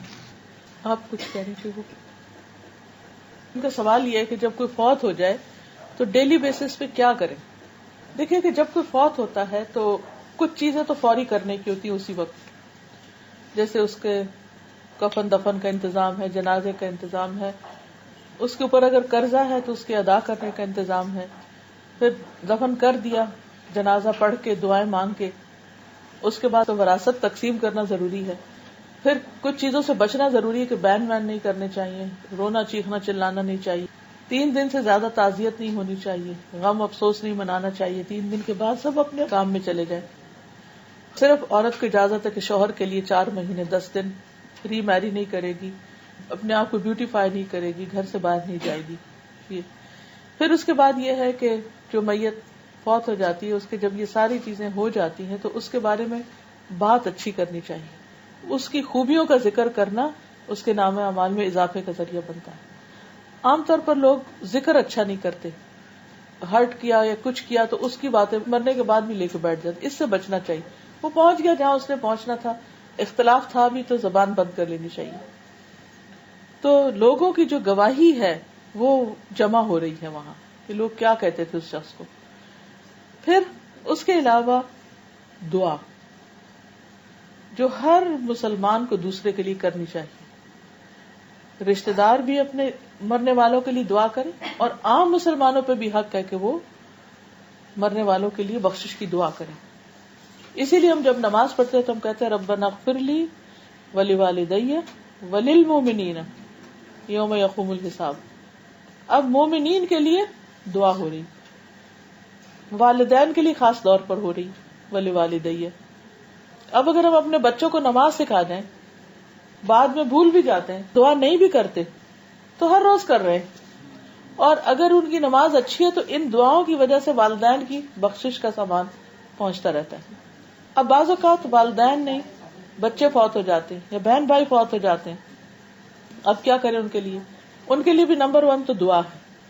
نمبر 2 یہ ہے کہ ان کے لیے کچھ صدقہ کر دیں ان کی طرف کہ اس کا ثواب ان کو پہنچے. اگر ان کے اوپر زکوٰۃ فرض ہے ابھی رہتی ہے تو زکوٰۃ ادا کریں پہلے، صدقہ کرنے سے پہلے زکوٰۃ دیں. اگر روزے رہتے ہیں تو ان کے روزے رکھ دیں، اگر خود نہیں رکھ سکتے تو فدیہ دے دیں. اگر ان پہ حج فرض تھا اور وہ حج کرے بغیر فوت ہو گئے تو ان کی طرف سے حج بدل کریں. اگر خود نہیں کیا ہو کیونکہ حج بدل وہ کرتا ہے جس نے اپنا حج کیا ہو تو کسی اور سے کروا لے، یا یہ ہے کہ پھر 1 سال اپنا کر لیں اور 1 ان کا کروا دے. لیکن اگر ان کے اوپر حج فرض نہیں تھا تو پھر لازم نہیں ہے. پھر اس کے بعد کوئی بھی وہ کام کہ جو آپ ہدیتاً چاہتے ہیں کہ اس کو ثواب اس کا ملتا رہے، جو صدقہ جاریہ کے کام ہوتے ہیں وہ آپ اس کی طرف سے کر سکتے ہیں. یعنی بخشش کی دعا کے علاوہ، اس کے ذکر خیر کے علاوہ، اس کے لیے صدقہ خیرات جس میں کھانا کھلانا اور یہ سب چیزیں اپنی جگہ، لیکن ایک انویسٹمنٹ کرنا. صدقہ جاریہ از لائک انویسٹمنٹ کہ جس کا پروفٹ جو ہے وہ نفع جو ہے اس کو پہنچتا رہے. تو یہ چند چیزیں ہیں. اس کے ساتھ ساتھ صبر. کل میں نے وہ لا آف بیرل بتایا تھا نا کہ بیرل کا قانون جو ہے کہ اگر آپ اوپر سے کنٹینر بھر رہے ہیں اور نیچے سے سوراخ ہے سب نکل جائے گا. آپ دعائیں بھی کر رہے ہیں، آپ ذکر خیر بھی کر رہے ہیں، آپ سب کچھ کر رہے ہیں، لیکن ساتھ آپ اس کی برائیاں بھی کر رہے ہیں. تو ادھر آپ نے جو ڈالا وہ دوسری طرف سے نکلتا جا رہا ہے. پلس خود صبر کرنا، کیونکہ جو کوئی کسی میت پہ بین کرتا ہے تو میت کو بھی اس کا عذاب ہوتا ہے. اب کیوں؟ اس کا کیا قصور؟ کیونکہ وہ اگر یہ چاہے کہ اس کے پیچھے لوگ اس کو روئیں تو پھر اس کو سزا ملتی. اگر وہ نہیں کہے تو پھر کوئی بات نہیں، پھر اس کے ذمہ نہیں، پیچھے والوں کے ذمہ ہے. میں سوچتی ہوں کہ ہم کتنے سیلفش ہوتے ہیں کہ جانے والے کے نقصان پہ ہم کو اپنی پڑی ہوتی ہے، ہم رونا دھونا ضرور کرتے رہتے ہیں. اس کو کیا فائدہ دے رہا ہے وہ نہیں ہم سوچتے. تو جتنا بھی ہم کو غم ہے، دکھ ہے، ڈپریشن ہے، اس کو چینلائز کر دیں اور اس کا رخ موڑ دیں کہ اگر واقعی ہم کو اس سے پیار ہے تو ہم وہ کریں اس ٹائم پر جو اس کو فائدہ دے. وہ نہیں کریں کہ جو ہمارے دل کو ذرا تسلی ہو رہی ہے یا ہم اچھا فیل کر رہے ہیں رو کر یا فکر کر کے یا لوگوں کو ہر وقت بتا کے کہ ہم پریشان ہیں. اس سے اس کو کوئی فائدہ نہیں ہونے کا. تو دعا، صدقہ خیرات، اس کے قرضے، فرض، وراثت، ان چیزوں کی تقسیم، اس کی وصیت اگر کوئی کیے تو اس کو پورا کرنا، اور عام حالات میں بھی کلمہ خیر. اس طرح کی نیت کرنا کہ نفل پڑھ لیے یا پھر کوئی سورہ پڑھ لی اور یہ نیت کر لی کہ اس کا ثواب تم تک پہنچے. دیکھیے کتنی حد تک صحیح؟ دین میں جو بھی چیزیں نا وہ ہم کو قرآن و سنت سے ملتی ہے. روزوں کا ذکر ملتا ہے، زکوٰۃ کا ملتا ہے، صدقے کا ملتا ہے، دعا کا ملتا ہے، حج کا ملتا ہے، عمرہ کا. لیکن نہیں ملتا تو نماز کا نہیں ملتا اور قرآن پڑھنے کا، کیونکہ یہ کام تو ہر بندے کو خود اپنے لیے کرنا چاہیے. کوئی آپ کی نماز نہیں پڑھ کے دے سکتا ہے ہی نہیں. کوئی اس کے اوپر ایک بھی روایت نہیں ہے کہ کوئی کسی کو نماز پڑھ کے دے دے. جو پڑھتے ہیں وہ کیا ہے، 2 نفل پڑھ کے دعا کر لیں، کیونکہ نماز کے ساتھ انسان کو صبر آتا ہے. وَاسْتَعِينُوا بِالصَّبْرِ وَالصَّلَاةِ، مدد مانگو صبر اور صلاۃ کے ذریعے. تو جب ہم نماز پڑھتے ہیں اور اس کے بعد دعا کرتے کہ اللہ ہم کو صبر دے اور جانے والے کی بخشش کر دے تو وہ درست ہے. اگر کوئی گزر گیا ہو اور انہوں نے ہمارے ساتھ کچھ غلط کیا ہو اور بار بار وہ خیال آتا رہے تو اس کو دور کرنے کا کیا طریقہ ہے؟ دعا پڑھا کرے اللہم اغفر لی وَلَهُ، اللہ مجھے بھی معاف کر دے اور اس کو بھی معاف. ہاں پوچھے. وہ ایک سوال تھا مجھے، کوئی پوچھیے کہ ان کے بیٹے نے شادی کر دیا کہ غلط لڑکی سے شادی کر لیا، تو ابھی باپ نے انکار کر دیا کہ تم سے میرا کوئی تعلق نہیں ہے until and unless we are satisfied that girl is okay for you. تو ابھی ماں تو بہت ترس رہی ہے، تو اس کو یہ پتا چل رہا کہ 3 دن کوئی مسلمان سے بات نہیں کر کے نہیں رہا جاتا، یہ صحیح نہیں. تو وہی پوچھ رہی ہے تو اگر if I talk to my son I'm going against my husband, so what do I do؟ تھوڑا سا خاموش رہے، کیونکہ وہ اس کے لیے جو دل میں گرج پالے گی. آپ تو چاہتی ہیں، کئی دفعہ ایسا نہیں ہوتا ہم مہینوں نہیں کسی سے بات کرتے، تو اگر ایک مصلحت کے لیے تھوڑا دیر رک جائے تو کوئی حرج نہیں ہے حتیٰ کہ معاملہ ٹھنڈا ہو جائے. ورنہ یہ ہوتا ہے کہ گھر میں پھر فساد بڑا ہو اور باپ کیونکہ جائز وجہ سے ہی ناراض ہے. جی اور ایک سوال آپ کا، کسی کے جو جسے بیٹی کو شادی کر دیا گیا ہے، اس کی جیسے ان لوگ کو پتہ نہیں تھا کہ ان لوگ بہت یعنی مزہ اس کا پابندی بہت کرتے ہیں ان کو فیملی، تو ابھی کچھ بھی نہیں ہے، وہ لڑکی اتنا نماز بھی نہیں پڑھتی ہے، ویسے اسلامک بہت نہیں ہے مگر کوڈ ٹھیک ہے، مگر اس کا لڑکی کا فیملی کا سائڈ سے یہ سب کچھ نہیں ہے، مگر وہ جو لڑکا جس سے شادی کیا گیا اس کا فیملی اور وہ بہت یہ سب کرتے ہیں. ابھی کیا ان لوگ پھر خوش بھی نہیں ہیں، وہ husband and wife they are not happy also.